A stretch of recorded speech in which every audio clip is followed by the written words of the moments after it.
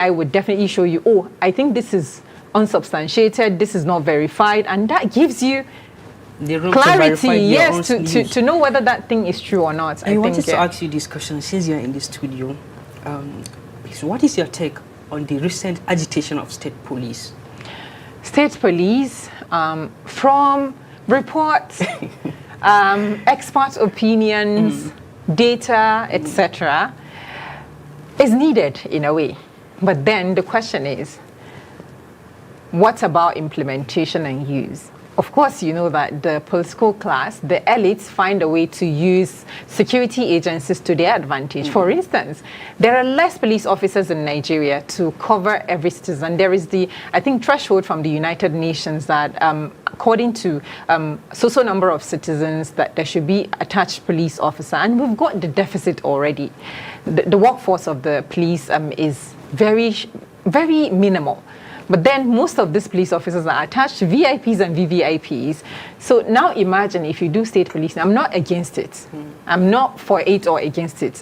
That's for people that are in position of expertise to deliberate and decide on. But then we need to look at the pros and the cons. If the positivity outweighs the negativity, let's go for it. And besides, beyond, I think, state police, there should be community police, and we should strengthen that. Before, I think, colonial era, Nigeria, I will start with northern Nigeria from what I read, was very stable because for every locality, everyone knows everyone. Yes, you can argue that population explosion, urbanization, etc., yes, would not make it easier the way it was before. But then we should try something like that. Simply, your next door neighbor, you don't know them because of civilization and urbanization, etc. So I think we need to all come together to make sure that the security situation in Nigeria the security threat comes to an end or barest minimum, because of course the work of security is for everyone in the country. It's a pleasure speaking to you, but before we round it up, you have 1 minute. Can you talk to our audience and tell them the positivity of keeping this country as one and united ahead of 2027? First, dear Nigerians, Nigeria is the only country that we've got. First, dear Nigerians, Nigeria is the only country that we've got. Wherever you travel to in the world, you can't get the convenience, the ease of life that you get in your country. Of course, that's certain. Maybe odds will be against you because you're black, because you're Muslim, because you're Christian. You can't really thrive in some certain countries outside of your country. But in Nigeria, you still live freely. So Nigeria is the only country we've got.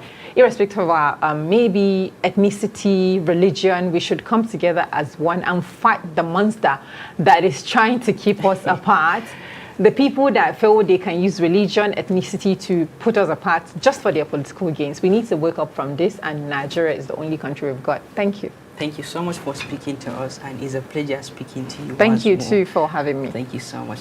And that is all what we have on S24 Political Arena. Nigeria is the only country we have. We must take a decisive measure in keeping our country safe and governable. Thank you, and bye for now.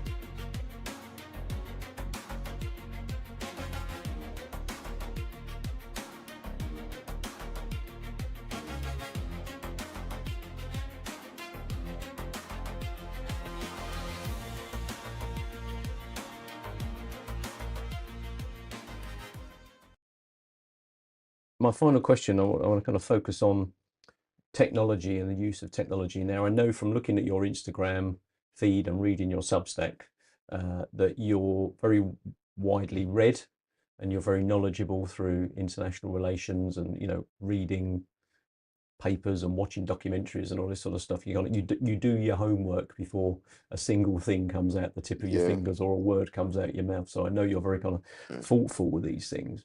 And at the moment, the world seems to be in a lot of turmoil. There's a lot of conflict, and you mentioned the Russia-Ukraine war earlier, and the use that's being made of drone technology, robots, for example, recent developments in the last 3 or 4 weeks, Ukrainian robot units getting Russian service personnel to recruit, so therefore no personnel were being committed to the fight at all. Do you think that the time has come for the whole porous border situation in Nigeria to be dealt with when it comes to a firm fence, wall, line of defense, trench system, I don't and the see. use of I don't. technology? I hear people talk about a wall, and I question people's intelligence when they say they want to build a wall, because what type of wall do you want to build around almost 1,000 kilometers, and each region is of different terrain?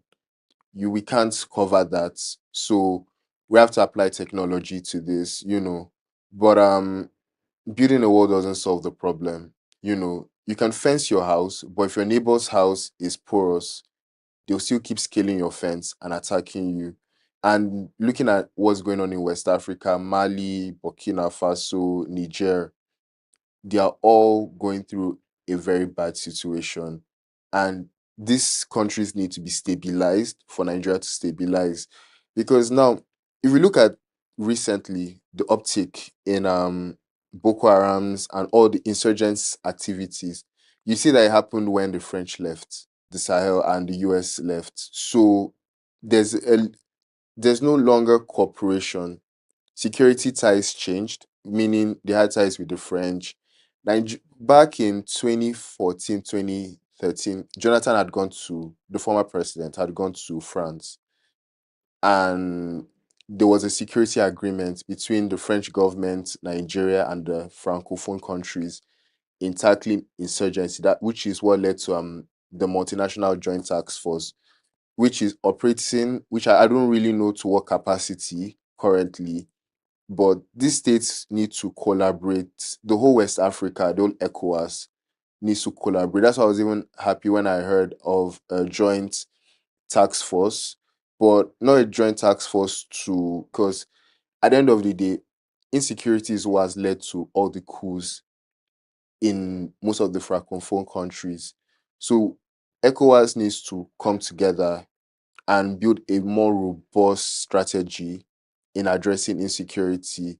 So whether it's a situation where all African countries create a coalition, and it's a coalition not just based off military attacks, civil society, justice, education, and all that, because as you're clearing a region, other systems should move in to fill in the gap, so that people know that the state is present, because at the end of the day, ungoverned spaces is what feeds terrorism.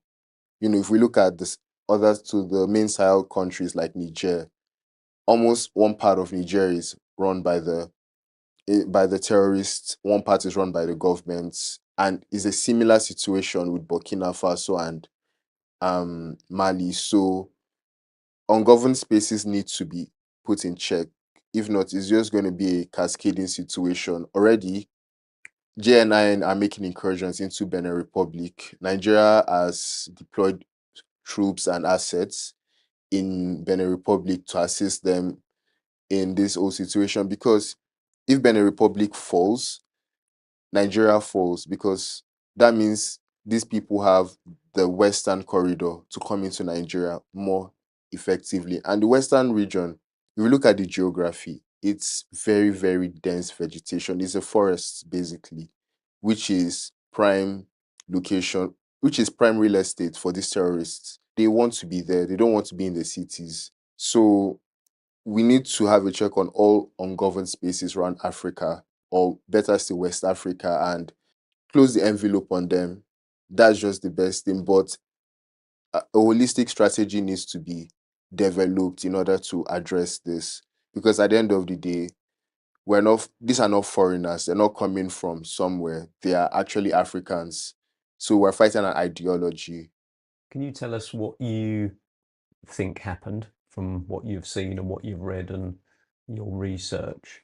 So from my research and what I can determine from the strike that happened is a welcome development because the US brings a lot of capacity that a lot of countries don't have. And, America has the first, second, third, fourth largest air force in the world, with the same thing with the Navy and all. So bringing these capacities and capabilities to Nigeria and how we use it in addressing these terrorists would be a great force multiplier for us. Because America bring MQ-9 Reaper drones that can loiter in the air for 48 hours plus, you know, these are not just drones with cameras that you put ammunition. They are technologically advanced, to the point whereby even your phone signals can be intercepted. They know where you are. So I feel we need more of this, and the net should be cast wider. It should happen in more regions and it should be more intensified. But from what I can say is we can kill one man, another man comes, but it's all the same. There was a past report that Minuki was eliminated in 2024, and which is coming up now. I feel there are two different people because, it's like, when someone dies and you take up a title to make sure to internalize the person's memory or the vision or whatever. I feel like the real Menuki died probably 2024, and this is just another person that's taking up that title. So it's a welcome development, but I realized that Minuki handled the bureaucratic angle of ISWAP, and not just ISWAP alone, also along other Islamist group operating within West Africa. And I've come to the conclusion that it's no longer a problem of spreading an ideology.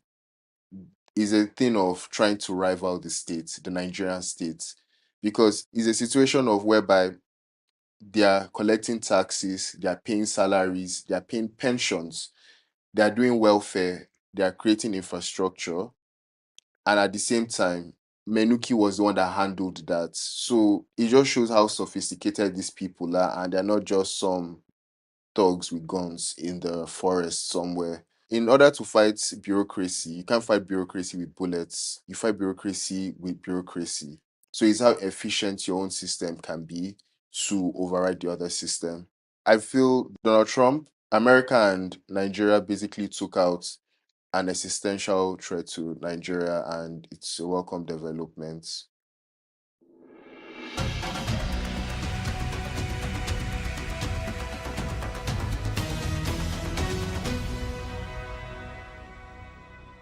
Welcome to Security Update on S24 Television. I am Zainab Ibrahim.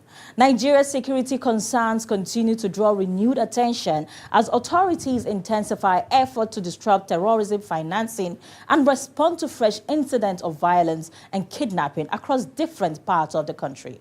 Now, here are the details of our top security stories. The Chief of Army Staff, YD Shaibu, has called on Nigeria's banking sector to take a more active role in disrupting terrorism financing and other illicit financial flows fueling insecurity across the country. Speaking during a courtesy visit by the Group Managing Director of United Bank for Africa, UBA, Olivia Alauba, to Army headquarters in Abuja, Shaibu urged banks to strengthen financial surveillance and intelligence sharing mechanism capable of detecting and blocking suspicious transactions linked to terrorism, banditry, kidnapping, and other criminal activities. In another development, suspected kidnappers have killed a soldier and injured another during a failed abduction attempt in the Mangbon area of Mowe, Ogun State. According to local sources, the government stormed the community in a commando-style operation targeting a resident believed to be a sand miner. Soldiers attached to security operations in the area reportedly intervened, leading to a gun battle during which one of the soldiers was fatally shot while another sustained sustained injuries. The Ogun State Police Command confirmed the incident, describing it as a criminal attack rather than a bandit operation, as earlier speculated on social media. Meanwhile, in the Federal Capital Territory, suspected kidnappers again have abducted a resident and shot another person during an attack on a community near Kubwa in Abuja. Reports indicate that the armed men stormed the Arab Road area at night, firing sporadically as they forced their way into residential buildings. One victim was taken away, while another resident was struck by gunfire during the invasion and later died after being rushed to the hospital, marking yet another violent incident in the suburb. Now, that is all we have for you on Security Update today. Stay vigilant and be aware of your surroundings at all times. Avoid unnecessary risk and report any suspicious activity to the nearest security authorities immediately. Bye for now and stay with us.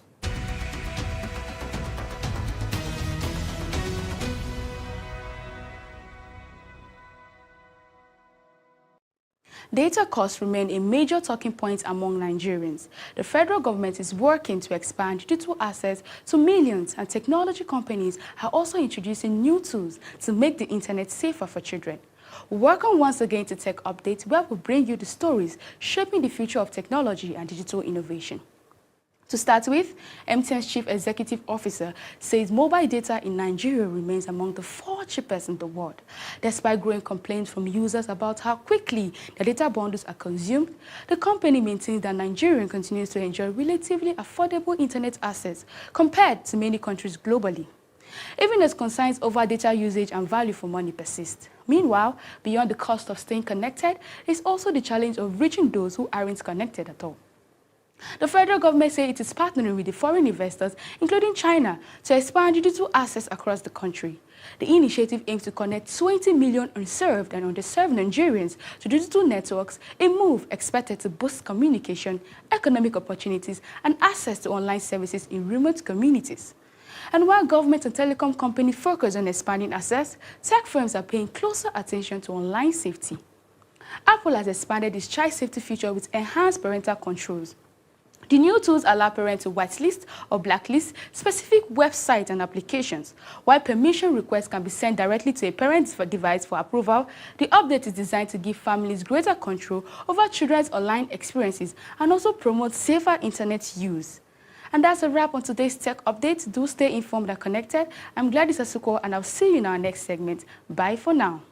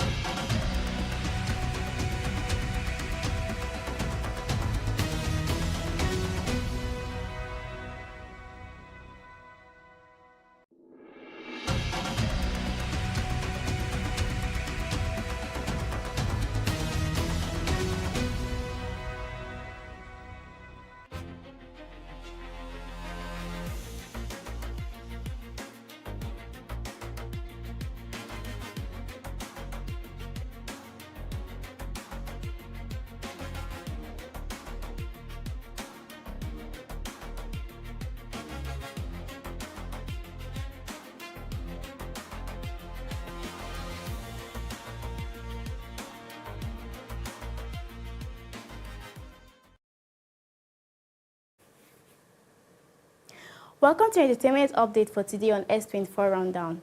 Afrobeat continues to shape global music in powerful ways.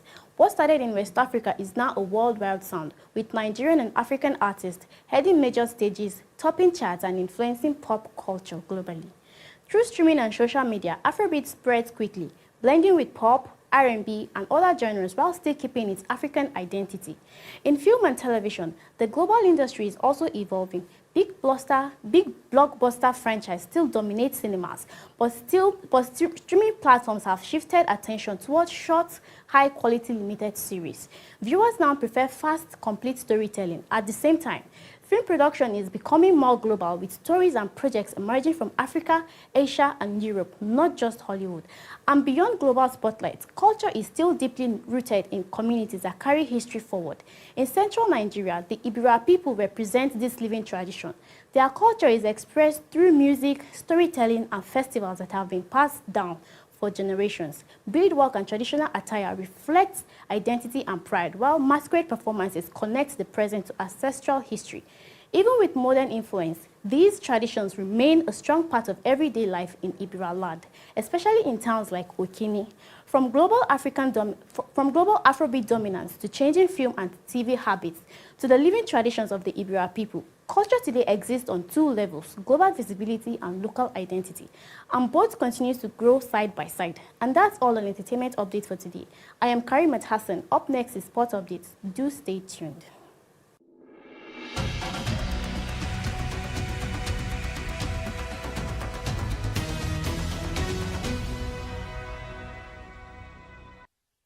The World Cup giants are sending serious warnings. Anthony Joshua is already eyeing his next big fight, and the Super Falcons are finding top form at the exact right time.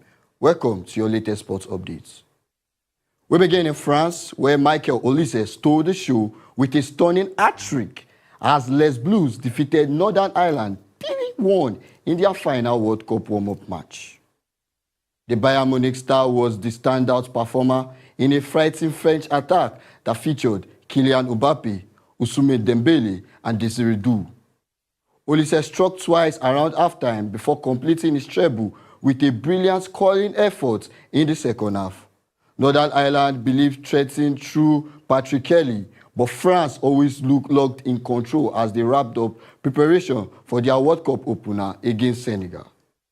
The message from Didier Deschamps' men is clear: France are coming for the trophy. Meanwhile, Spain showed why many consider them among the favorites for the World Cup. Despite missing teenager sensation Lamine Yamal through injury, the European champions comfortably beat Peru 3-1 in Mexico. Michael Oyarzabal opened the scoring after just 2 minutes before Pedri doubled the lead. An unfortunate own goal from Peru's goalkeeper Pedro Gallesi made it 3 before Jairo Velez grabbed a late consolation. With Yamal and Nico Williams expected back for the tournament, Spain looks ready for another major title challenge. In boxing, Anthony Joshua has thrown fuel on a potential all-British Nigerian heavyweight blockbuster. The former world champion says he will be willing to face rising star Moses Itauma after completing his next 2 scheduled fights. Joshua first faces Christian Perenga in Saudi Arabia before a highly anticipated clash against Tyson Fury later this year. If both hurdles are cleared, a showdown with the unbeaten 21-year-old Utama could be one of the biggest boxing attractions. And finally, the Super Falcons delivered another statement performance ahead of the Women's African Cup of Nations. Nigeria defeated Senegal 3-0 in Ikenne to complete a dominant 5-1 aggregate victory across both friendly matches. Joy Emewa was the star of the night with a brilliant brace, while veteran striker Asisa Oswala added the 3rd goals after coming off the bench. The convincing victory gives coach Justice Madugu plenty of confidence ahead of next month's WAFCON in Morocco, where Nigeria will be chasing a record-extending 11th African title. France and Spain look World Cup ready. Joshua is plotting future mega fights, and the Super Falcons are building momentum at the perfect time. That's all for now. Stay tuned for more sports updates. I am Eliabos Steven. Coming up next is PG News after the break.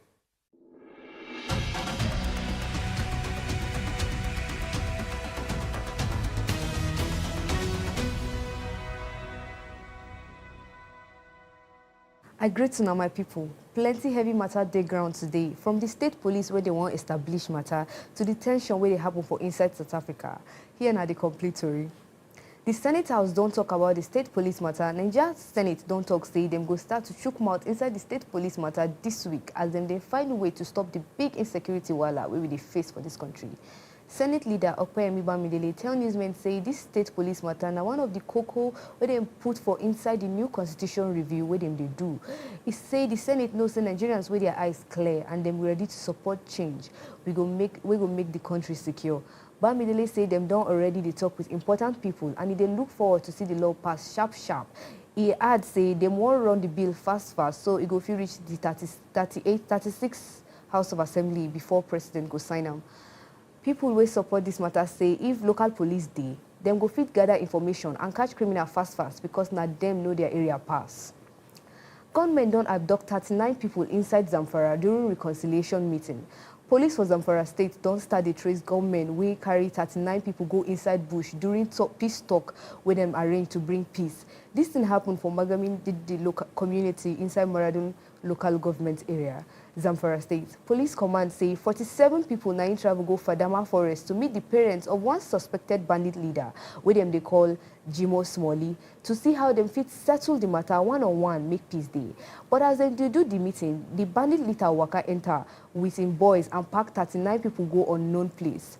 Police spokesperson Yazid Abubakar say dem don deploy security personnel to make sure say dem rescue the victims alive and bring the bad boys to justice. Federal government don show say their body dey hot over the new xenophobic attack wey South Africans dey do to Nigerians wey dey in their country. Minister of Foreign Affairs Bianca Odumegu Ojukwu talk say Nigeria fit do South Africa back if their government refuse to protect Nigerians. She tell journalists for Abuja say South Africa government no dey try to stop this yamayama long hate wey they get for foreigners. She just dey talk say na only people wey no get papers dem dey attack. She say even Nigerians wey get correct legal status, then they destroy their houses and businesses. The minister remind them how Nigerians spend money, diplomatic power, and help make things better for South Africa when they fight their apartheid. She said Nigeria no happy with Pretoria at all, but any decision to pay them back will come from top government levels. She still confirms say them don't arrange to bring back Nigerians when one return back home. New fear don't enter ground as authorities don't they want say bad food they kill past 53,000 people and they make close to 50 million people fall sick every year for Nigeria. Minister for Health and Social Welfare, Dr. Isiaq Salako, burst this secret for Abuja during the 2026 Food Safety Day activity. He said food safety is a big national security matter because the laws big past just sickness and death. He said Nigeria don't they lose about 4.26 million lives of healthy every year due to premature death and disability from bad food. The minister talks say children will never reach 5 years, now them they suffer pass as they carry 80% of the load. He say running stomach diarrhea na the #1 sickness with the bad food they cause, and pathogens like salmonella, E. coli, and rotavirus they inside. He call on everybody to clean their hand, look their sanitation, and follow food safety rules because safe food no they safe again, and make una remember say you be waiting you they chop. Data wey comot from US Department of State don't show say Nigerians don't spend past 50 billion naira to apply for US visa between 2023 and 2024. The report say na about over 200,000 Nigerians they don't give non-immigrant visas for that period, as visa fee stand about $185. It means say applicants don't spend close to $37.2 million, with about 50.7 billion naira.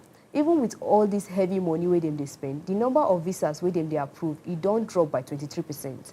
Approvals don't drop from 100,000 to 87,300 for 2024. Business and tourism visas na in plenty pass, while student visas small. Travel experts say Nigeria still want travel out by all means, even though US don't make their rules tight, especially for people where they apply for the first time. For international scene, United Nations inquiry don't talk say Palestinian civilians don't they trap inside the middle of Israeli Operation Settler violence and Hamas rule for Gaza. The United Nations Commission says civilians for Gaza and West Bank still they face heavy human rights abuse. The reports accuse Israeli authorities say them they look away as settlers they do violence for West Bank, and then they tell them to stop they expand the land. At the same time, the commission talks say they still prove where Hamas forces they execute and torture people for Gaza. Investigators don't call on all sides to respect international humanitarian law and protect civilians sharp as tension they rise over the humanitarian crisis. So, my people, now here we go hang our story today. Make una follow us for more updates as the stories they unfold across Nigeria and across the world. Make una have a better day ahead.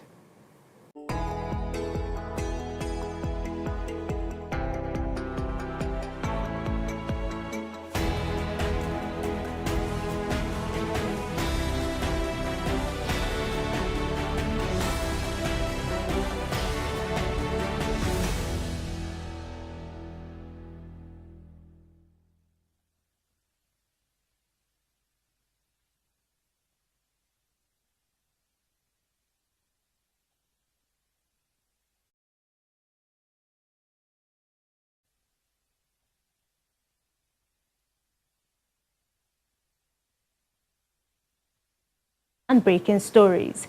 My name is Gloria Atta, and bye for now.